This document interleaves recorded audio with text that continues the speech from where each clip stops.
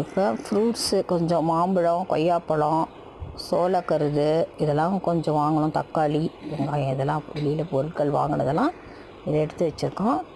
இன்றைக்கி வந்து மீன் குழம்பு செய்ய போகிறோம். அதுக்கு மீன் குழம்பு, மீன் வறுவல் செய்ய போகிறோம். அதுக்கு தேவையான பொருட்கள்லாம் எடுத்து வெங்காயம், பூண்டு, தேங்காய் எல்லாத்தையும் எடுத்து உரித்து வச்சுருக்கேன். இதில் பார்த்திங்கன்னா வெங்காயம், பெரிய வெங்காயம், பூண்டு எல்லாத்தையும் எடுத்து நிறைய வீட்டிலையே வந்து மீன் குழம்பு ரெசிபிக்கு மசால் ரெடி பண்ணுறது, மீன் ஃபிஷ் பொரிக்கிறதுக்கு கூட நாங்கள் கடையில் வாங்குறதில்ல, வீட்டிலே தயார் பண்ணிக்குவோம். பூண்டு, மிளகு, சீரகம் சேர்த்து நல்லா அரைச்சிட்டு அதுக்கப்புறம் அந்த மசாலெலாம் போட்டு ஃபிஷ் ஃப்ரைக்கு சில்லி ஃபிஷ் ஃப்ரை நம்ம பண்ண போகிறோம். அதுக்காக வந்து இதெல்லாம் ரெடி பண்ணி வீட்லேயே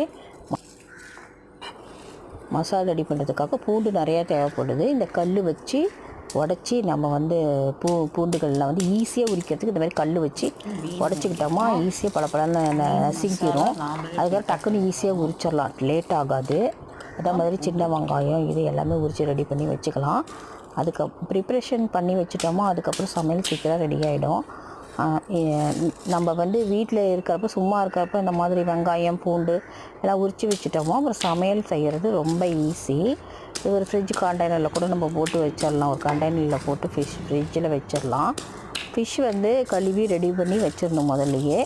அதுக்கப்புறம் இந்த ஃபிஷ் ஃப்ரைக்கு தேவையான பொருட்கள் எல்லாம் நம்ம அரைச்சிட்டு அதில் வந்து கடல மாவு,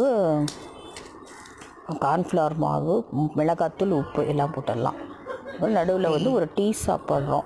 டீ சாப்பிட்டுட்டு வெங்காயம்லாம் உரிச்சு வச்சுட்டு நம்ம இது தேவையான பொருட்கள் பாருங்கள். பெரிய வெங்காயம் சாம்பார், அடுத்தது மீன் குழம்புக்கு தேவையான பொருட்கள், ஃபிஷ் ஃப்ரைக்கு பூண்டு எல்லாம் ரெடி பண்ணிட்டேன். இதை போய் நம்ம வந்து ஃபிஷ் ஃப்ரை பண்ண போகிறோம். பண்ணிவிட்டு பாருங்கள் காமிக்கிறேன். நான் இப்போ எல்லாம் குழம்பு பண்ணிட்டேன். சாம்பார் வச்சாச்சு. மீன் மசால் செய்யணும். அடுத்தது தயாரிக்கிறோம். பொரிச்ச மீன் இங்கே இருக்குது பாருங்கள். இதுக்கு ரெடியான தேவையான இது